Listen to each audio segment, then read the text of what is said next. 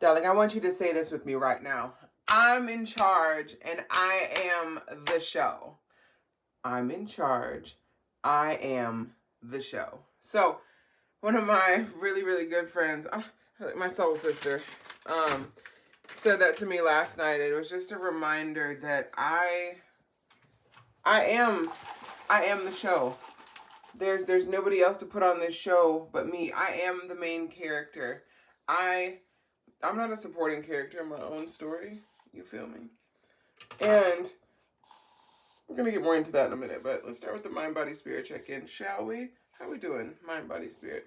My mind is shifting. It's very much shifting.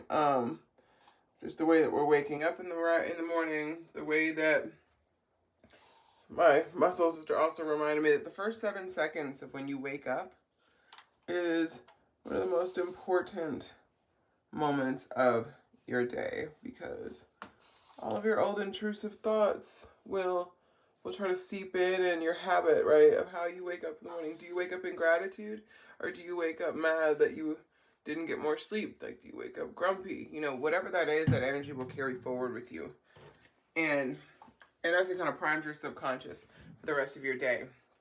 So I've been waking up praying a little different. I've been waking up with my gratitude a little different. And, it's been interesting. My body is, my feet hurt a little bit, We're experiencing a little feet soreness. I ran a barbecue tour yesterday, and which was really fun. I don't stand that much anymore. We're getting back into the physical movement, though. That's my body telling me, hey, we need you to get it moving, baby girl. And the spirit is alive, trusting, ready. So today's topic, and how is yours? Put it in the comment how your mind, body, spirit's doing. So today's topic is going to be, what did I write down over here? Oh yeah, the Scorpio full moon.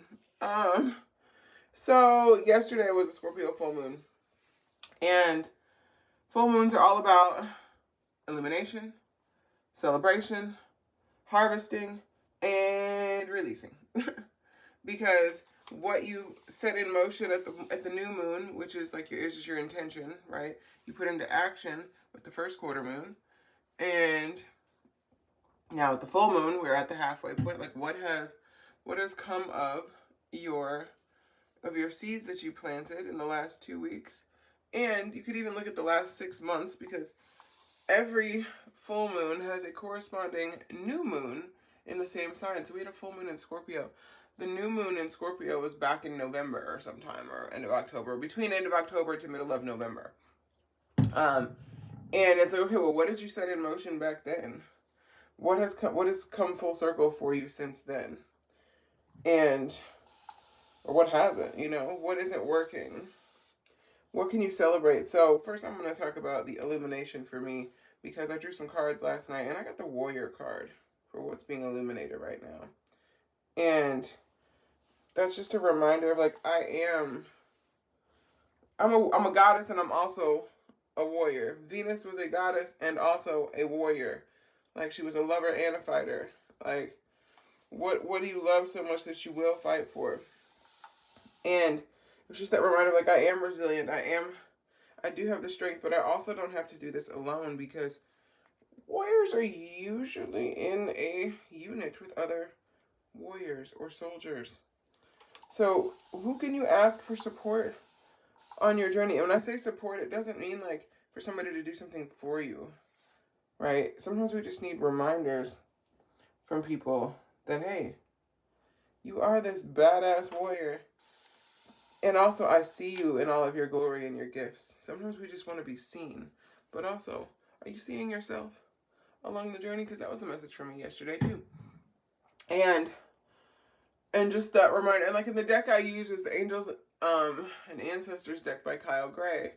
So I actually drew 2 masculine energies. That warrior, which is a Maori warrior, is who's on that card. If you know anything about the Maori people, they, like the haka is what a lot of people would know about the Maori people. And it is that that, and again, don't quote me. I'm not a Maori um, warrior or part of the culture. What I do know is that it is a war cry, right? It is a battle cry. It is, hey, this is what we're doing to show up, and this is who we're. This is the energy that we're bringing, and it's that reminder of like, hey, what energy are you bringing every day as you move through this life? You know, are you showing up half-ass? Are you showing up as your full self? Or are you showing up or giving it your best, which may be 10% one day because that's all you have in the tank? Are you burning yourself out? You know, where's your balance? And then let's see, we got the release. What are you releasing? I drew the Fire Guardian card last night. It's like ignite your passions, but to me that meant trying to make things happen. Like, I'm done making things happen. I'm releasing certain masculine energies because fire is masculine. Even though that warrior card was a divine masculine energy, it was the reminder of my strength, not necessarily that I need to make things happen. Right? So we're releasing the yang energy of fire because I have been burning myself out trying to keep up with somebody else's strategy. So, what are we taking? Listen.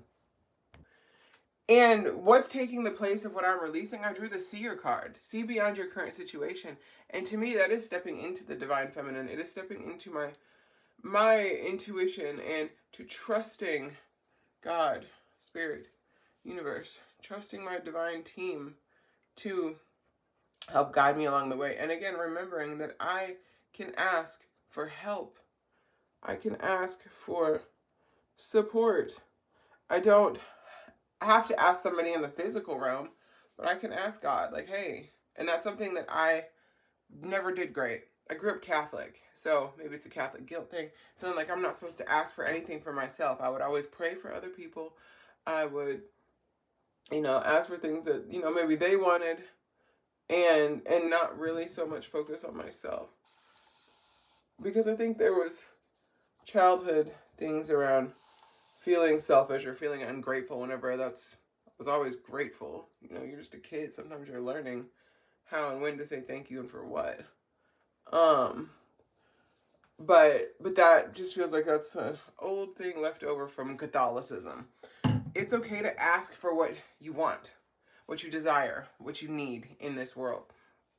And to then trust that your needs will be met. But that involves getting your mind on track too, to release the doubt that can often come with asking for what you want. Like, because we all have these patterns, we all have these habits, and I realized how negative my thought patterns were, how doubtful they were for a long time. It's like, oh, you asked for something, and then it's like, oh, well, is that really even gonna happen? Like, blah, blah, blah.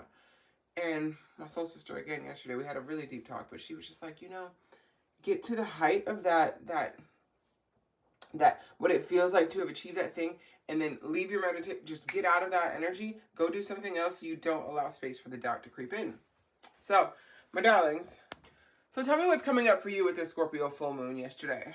Because the energy is going to preside over the rest of this week, if you will. And what emotions are coming up for you? What are you releasing emotionally? What are you releasing that's not working? What are you celebrating for how far you've actually come? Where can you be more vulnerable in your life? Because Scorpio it goes into the depths. This ain't no shallow shit. So, I just want you to ask for what it is that you desire. I don't care how frivolous it is. Like, if you need a new house, ask for a new house. If you need a new car, like if your car's getting, just ask for the support that you need. Ask for the support that would be most helpful to you right now. And remember, my darling, you are the ritual. You are the magic. Belief in yourself is one of the first steps to self-mastery. So that goes back to that mindset of how can you show up for yourself in such a way that it then magnetizes other people on that same energy and that same vibe to show up for you? Because nobody can believe in you more than you believe in you at the end of the day. it doesn't matter who believes in you.